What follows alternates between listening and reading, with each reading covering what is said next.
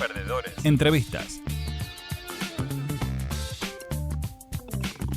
Abel Antiveros, el secretario general de la Asociación Gremial del Magisterio de Entre Ríos, AGMER. ¿Cómo está, Abel? Buen día. Soy ex Flesler acá en Malos Perdedores. Estoy con Analía, con Nacho también.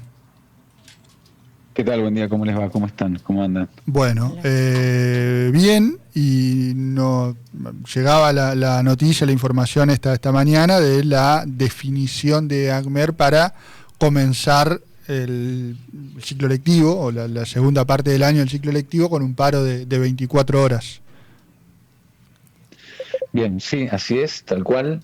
Una definición de nuestro plenario de secretarios generales que sesionó el día lunes pasado, en donde se analizó el camino de lo que es la paridad salarial en la primera semana del receso de invierno, es decir, ante la convocatoria para el lunes 6 de julio, y dado cómo se dieron los pasos, definimos una medida de fuerza nuevamente, responsabilizando al gobierno de que fracasa la paritaria y que en ninguna propuesta termina de responder lo que es la demanda de los trabajadores de la educación, ¿no? Uh-huh. Y no sé si, bueno, entiendo que no lo definieron, pero me imagino que sí conversado. Si el Ejecutivo continúa con una propuesta igual o similar a la última presentada o comunicada. ¿Qué tienen pensado? ¿Cuáles son los siguientes pasos, si es que ya están evaluados? Nosotros estamos concientizados, primero y principal, de que el conflicto salarial es a largo plazo, porque no hay una iniciativa ni una pizca de intención por parte del gobierno de pensar un plan de recomposición salarial, sino que y hay 3 ejemplos claritos que se dan en el mes de marzo, en el mes de mayo y en la instancia última que acabo de mencionar, es decir, el lunes 6 de julio, cuando el gobierno asiste a la paritaria con propuestas que sabe que no son considerables y que las termina dando por decreto. Y que, por supuesto, no terminan de responder a lo que requiere o a lo que reclama el bolsillo de los docentes. Entonces, sabemos que, por supuesto, tampoco es el manual del paro, pero sí seguir construyendo una sociedad y a través de diferentes acciones, diferentes medidas, diferentes iniciativas gremiales, la visibilización de que el reclamo salarial.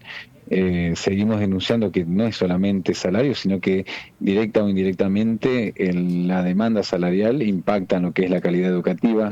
Lo vivimos diciendo siempre que un docente no puede un docente no puede vivir de un solo cargo, en el caso de los docentes de primaria.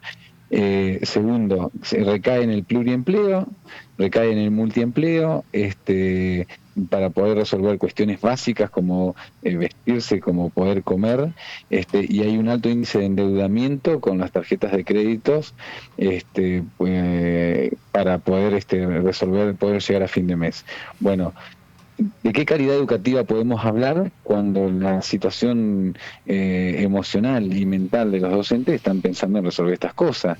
Entonces no hay un proceso de aprendizaje saludable si la atención está enfocada en esto. Por lo tanto, termina impactando directa o indirectamente en los chicos. Ahora, si verdaderamente la educación está en la agenda pública del gobierno, el gobierno tiene que empezar a responder todo esto. Pero por lo contrario, ha demostrado todo lo contrario. Esto solamente se ha quedado en lo discursivo y en la práctica, en la realidad, no termina de buscar una solución a todo esto. Entonces, vivir en una tensión permanente, en un conflicto tampoco ayuda a las escuelas, tampoco ayuda a los trabajadores. Entendemos que en algún momento tiene que haber alguna salida, pero esa salida, esa puerta, el gobierno no la termina de demostrar.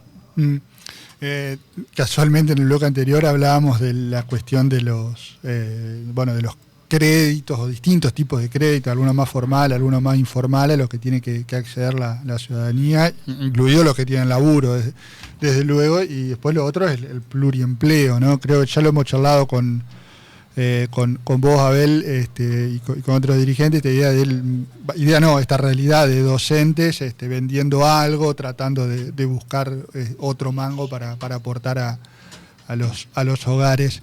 Y también hablando de protestas y también de plata, el paro tiene un costo, ¿no?, para el trabajador, porque es un día que que se les descuenta, digamos, cuando llega el cobro, cuando llega el pago, perdón.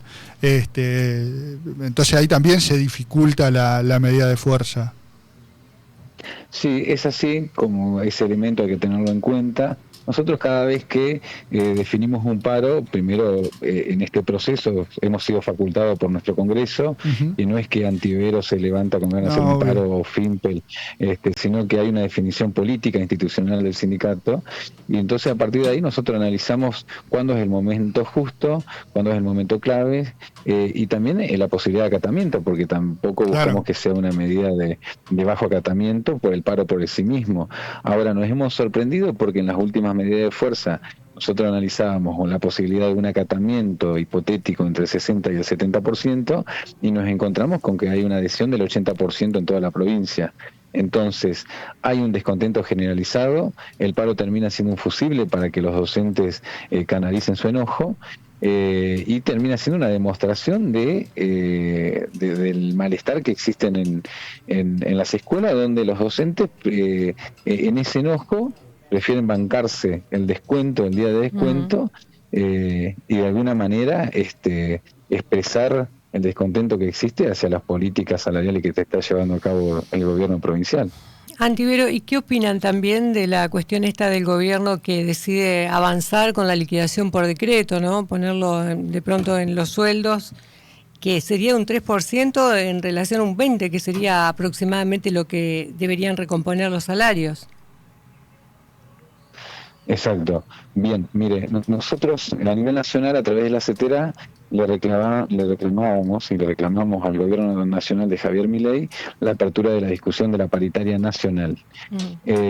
¿Por qué? Porque eso nos permite discutir un piso hacia todas las provincias, una vez que hay un acuerdo. Ahora, al no haber paritaria nacional, amplía la brecha entre provincias pobres en lo salarial y provincias que pagan bien, mejor dicho, para este momento histórico. Ahora, si había algo en este camino, en esta nueva gestión, que le reconocíamos como positivo al gobierno de Rogelio Frigerio, era que a pesar de todo y a pesar de las diferencias, abría la paritaria. Podía existir la posibilidad de una discusión paritaria. Ahora, este último año ha demostrado todo lo contrario. Claro, el año pasado fue el año pasado, que es algo que dice el gobierno, lo muestra, digamos, el año pasado fue bueno dentro de quizás de las posibilidades, digo, pero tuvieron un acompañamiento de la inflación, así lo referencian. Sí, es así, en términos numéricos no, en lo que tiene que ver con la capacidad de compra del salario docente no, porque se siguió deteriorando. Claro. Por eso nosotros al mes de agosto le pedimos la reapertura de la discusión paritaria del gobierno, y el gobierno siempre la rechazó porque consideraba que había un acuerdo que abarcaba hasta el mes de diciembre.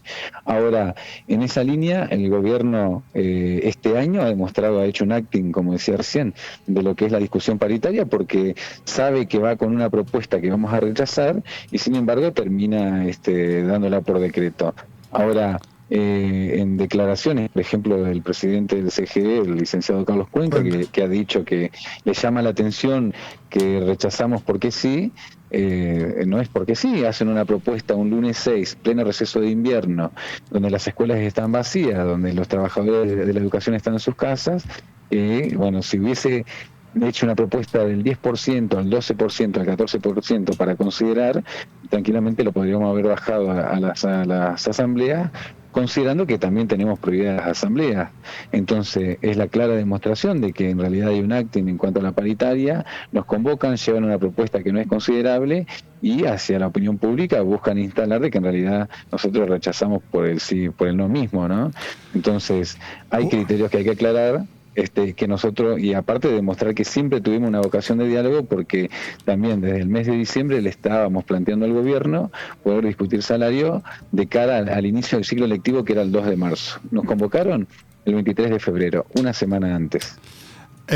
Abel Antivero, una última, breve si puede ser. Ayer tuvo media sanción la reforma previsional en el marco de protestas de distintos sindicatos, protagonizados en gran parte por ACMER, con una acampe frente a la Casa de Gobierno durante varias semanas.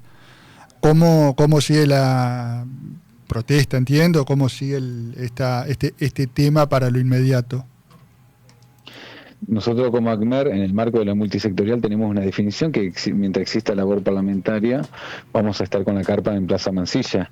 Al mismo tiempo, sabemos que es un escenario mucho más complicado por la amplia mayoría que tiene el gobierno en el ámbito de diputados, pero aún así vamos a seguir interpelando a los diputados, vamos a seguir señalando a los senadores que fueron funcionales a esta aprobación de este proyecto, que no deja de ser parte de un plan de ajuste, y al mismo tiempo señalar que en lo que era el proyecto inicial presentado el viernes 22 de mayo al que se sancionó ayer, hubo una flexibilización, no deja de ser un plan de ajustes en lo salarial, pero aún así hubo algunas cosas que el gobierno fue soltando y que nosotros consideramos que es en función de la fuerza que hemos hecho a través de la multisectorial.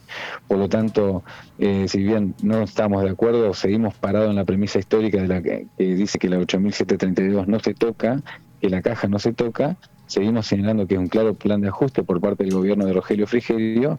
Decimos, bueno, hemos logrado que el proyecto inicial se vaya desinflando y no sea tan cruel o cruento como era en su inicio. Abel Antivero, gracias por conversar con nosotros. Un abrazo. No, gracias a ustedes, gracias por preocuparse. Un abrazo grande, buena jornada.